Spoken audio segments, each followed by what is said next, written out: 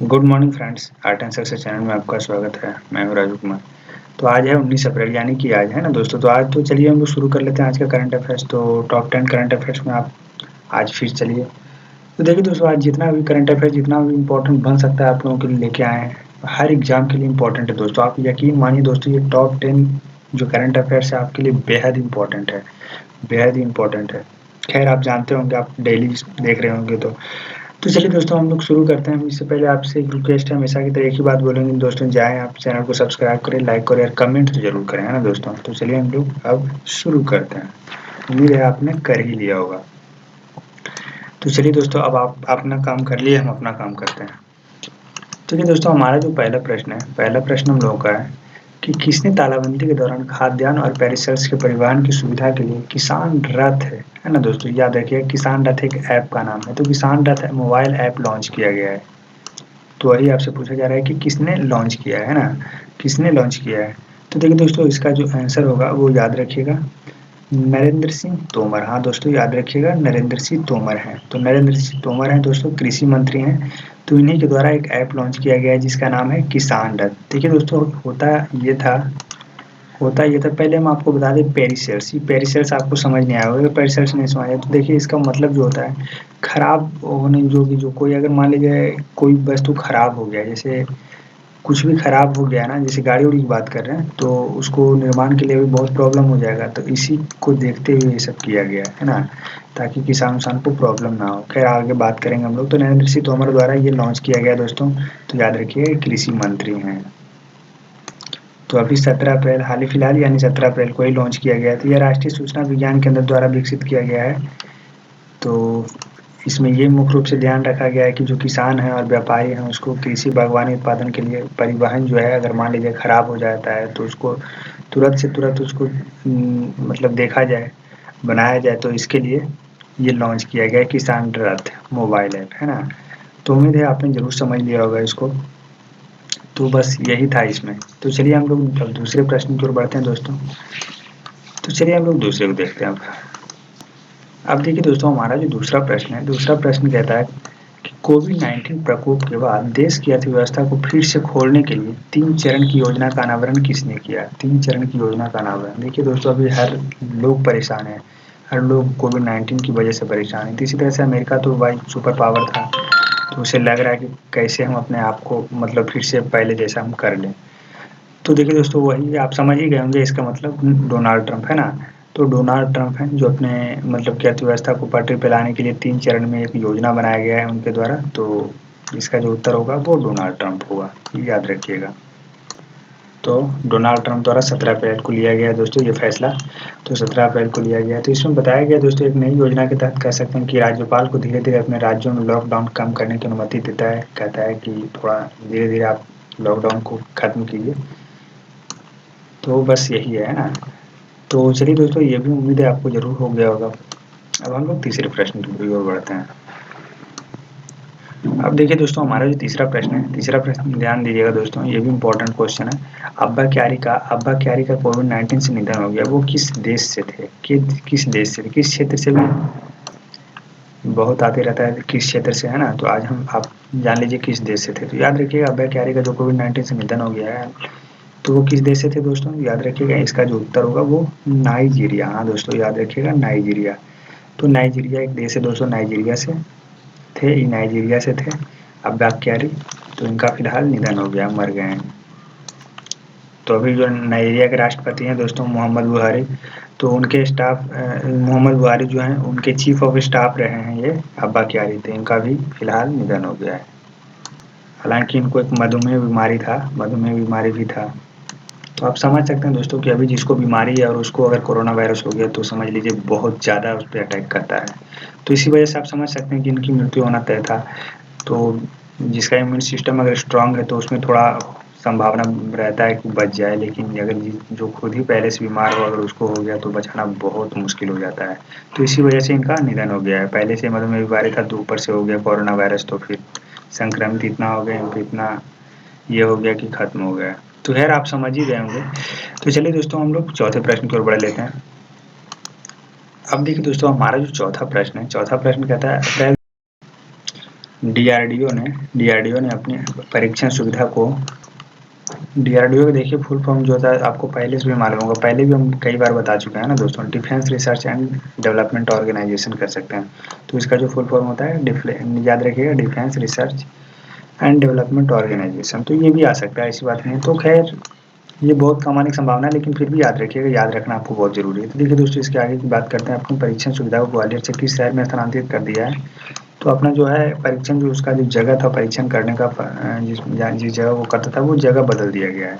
तो कहाँ बदल के किया गया दोस्तों? याद रखिएगा, इसका जो उत्तर होगा, हाँ दोस्तों याद रखिएगा, इसका जो उत्तर होगा वो दिल्ली होगा। हाँ दोस्तों, तो दिल्ली में कर दिया है, तो दिल्ली में कर दिया गया है, अब वो दिल्ली में आ गया है, तो अपना जगह बदल दिया है। तो इसे जो कह सकते हैं, रक्षा अनुसंधान विकास प्रतिष्ठान था ग्वालियर से अब दिल्ली में institute of nuclear medicine and allied sciences जो है, तो वहीं पे स्थानांतरित कर दिया गया है इसको।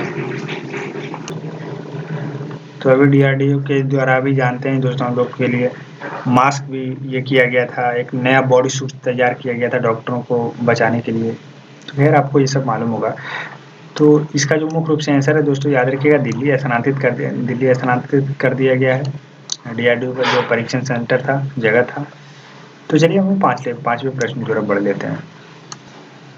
अब देखिए दोस्तों, हमारा जो पांचवा प्रश्न कहता है, अमेरिका में बीमारी से निपटने के लिए व्हाइट हाउस में कोरोना वायरस सलाहकार परिषद में किसे नियुक्त किया गया है?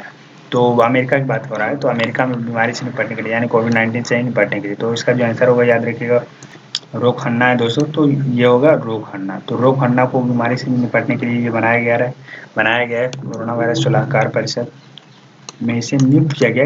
मतलब कह सकते हैं कि सलाहकार परिषद में इन्हें सलाहकार के रूप में नियुक्त किया गया है। तो रो खन्ना है, तो रो खन्ना को नियुक्त कर दिए हैं डोनाल्ड ट्रंप। तो रो खन्ना जो है दोस्तों वो इंडियन ही है, ऐसी बात नहीं, तो ये इंडियन ही है। तो देखिए दोस्तों, पहली बार ऐसा हुआ है कि भारतीय अमेरिकी डेमोक्रेटिक कांग्रेस की मतलब कि जो रो खन्ना है वो व्हाइट हाउस तक कोरोना वायरस सलाहकार परिषद के रूप में नियुक्त किया गया है। तो पहली बार ऐसा है, पहली बार की कोरोना व्हाइट हाउस तक पहुंचने के लिए पहले बार ऐसा हो रहा है कि किसी भारतीय को वहां तक पहुंचे हैं। तो ये एकमात्र भारतीय हैं ना दोस्तों, जिनका व्हाइट हाउस के ओपनिंग अपॉइंटमेंट का ऑगेन कांस्टेबल ग्रुप में नाम रखा गया, अब आ गया है। तो बस यही है। तो याद रखिएगा, इसका जो उत्तर होगा सीधा रूप से आप ड्रॉ करना। चलिए हम लोग छठे की ओर बढ़ते हैं। अब देखिए दोस्तों, हमारा जो छठा प्रश्न कहता है, छत्तीसगढ़ के मुख्यमंत्री ने अपने ही निवास स्थान पर सी घाट का उद्घाटन किया। सी घाट भी एक ऐप है दोस्तों, याद रखिएगा सी घाट। तो सी घाट का उद्घाटन किया छत्तीसगढ़ के मुख्यमंत्री कौन है? तो छत्तीसगढ़ के मुख्यमंत्री कौन है, तो आपको मालूम होगा। इसमें देखिए दोस्तों, दो प्रश्न है, दो प्रश्न दोनों का दोनों इंपॉर्टेंट है, तो इसको ध्यान से देखिएगा। पहला तो हो सकता है आपको भी मालूम हो कि छत्तीसगढ़ के जो मुख्यमंत्री हैं वो भूपेश बघेल हैं, है ना दोस्तों। तो भूपेश बघेल हैं, तो इन्हीं के द्वारा उनके अपने जहाँ रहते हैं वहीं पे एक सी घाट नाम की एक ऐप लॉन्च किया गया। देखिए दोस्तों, सी घाट ऐप में ये है कि दोस्तों, अगर अभी मान लीजिए अगर किसी का डिलीवरी होता है तो बहुत ज़्यादा प्रॉब्लम हो जाता है, तो इस डिलीवरी को मतलब कह सकते हैं कि घर पे ही हो, डिलीवरी की सुविधा देने के लिए कह सकते हैं ऑनलाइन जो है, तो इसके लिए सी घाट का मतलब कि ये किया गया, उद्घाटन किया गया है। सी घाट एक ऐप है, तो इसके द्वारा अगर आप इस पे मतलब कि ये करते हैं तो आपके घर में ही पहुंच जाएगा डिलीवरी के लिए, है ना। तो इस तरह से आप कह सकते हैं दोस्तों, सी घाट के द्वारा जो डिलीवरी वाले जो औरत हैं तो उनको मदद दिया जा रहा है। तो ये जो सेवा है दोस्तों बिल्कुल मुफ्त है, ये बिल्कुल मुफ्त है दोस्तों। तो बस यही है सी घाट। तो आपको इसमें दो चीज़ समझ आया कि सी घाट जो क्या किस लिए लॉन्च किया गया, और जो छत्तीसगढ़ के मुख्यमंत्री हैं वो भूपेश बघेल हैं। तो चलिए अब लोग सातवें प्रश्न की ओर पढ़ लेते हैं दोस्तों। सातवां जो हमारा प्रश्न है, सातवां प्रश्न दोस्तों हम लोगों का, कि अप्रैल 2020 में किस बैंक ने दुकानों में प्रतीक्षा करते समय सामाजिक दूरी को प्रोत्साहित करने और मजबूत करने के लिए एक अभियान शुरू किया है ना दोस्तों। तो किस बैंक के द्वारा एक अभियान शुरू किया गया है कि लोग मतलब कि कह सकते हैं डिस्टेंस बनाए रखें? तो इसका जो उत्तर होगा दोस्तों, याद रखिएगा, वो है एचडीएफसी बैंक दोस्तों। तो एचडीएफसी बैंक के द्वारा ये फैसला लिया गया है ना। तो ये एचडीएफसी बैंक, इसका जो उत्तर होगा वो याद रखिएगा, एचडीएफसी बैंक। तो एचडीएफसी बैंक के जो लोग होंगे दोस्तों, बाहरी ग्रिड का उपयोग करते हुए इसने कतार में प्रतीक्षा करते हुए डब्ल्यूएचओ द्वारा निर्धारित जो दिया गया है सामाजिक दूरी बनाए रखने के लिए, तो कह सकते हैं कि डब्ल्यूएचओ के बात को पालन किया जा रहा है। डब्ल्यू एच 2020 तो इसके लिए ज़मीन पर मार्कर बनाया गया है दोस्तों, जो सर्कल टाइप का होता नहीं है, तो इसी के लिए बनाया गया है मार्कर। तो ये करीब-करीब 8 शहरों में 4000 से अधिक आवश्यक सेवा भंडारों पर लागू किया जाएगा। तो यही है, कह सकते हैं कि एचडीएफसी द्वारा ये भी एक अच्छा कदम है दोस्तों, है ना? तो चलिए दोस्तों, उम्मीद है ज़रूर इसमें 7वां प्रश्न भी आपका कंप्लीट हो गया होगा। तो चलिए हम लोग अब 8वें प्रश्न की ओर बढ़ लेते हैं। अब देखिए दोस्तों, हमारा जो 8वां प्रश्न है, 8वां प्रश्न कहता है अप्रैल 2020 में क्रिक किंगडम याद रखिएगा, क्रिक किंगडम की ब्रांड एम्बेसडर कौन बने? क्रिक किंगडम एक कंपनी है दोस्तों, इसका ब्रांड एम्बेसडर कौन बने? यही आपको पूछा जा रहा है। तो देखिए दोस्तों, इसका जो उत्तर होगा वो है रोहित शर्मा। हाँ दोस्तों, याद रखिएगा, रोहित शर्मा को क्रिक किंगडम के ब्रांड एम्बेसडर के रूप में बनाया गया दोस्तों। तो ब्रांड एम्बेसडर बन गए क्रिक किंगडम के रोहित शर्मा। दुबई में है दोस्तों, जो क्रिक किंगडम की बात कर रहे हैं, तो ये दुबई में है, एक कह सकते हैं क्रिकेट एकेडमी है। तो क्रिकेट एकेडमी है दोस्तों, तो इसी का बनाया गया है ब्रांड एम्बेसडर रोहित शर्मा को। जो इस तरह से कह सकते हैं दोस्तों कि कोविड-19 महामारी के कम होने के बाद अपने ऑनलाइन प्लेटफॉर्म के माध्यम से कोचिंग की सुविधा प्रदान करेगा।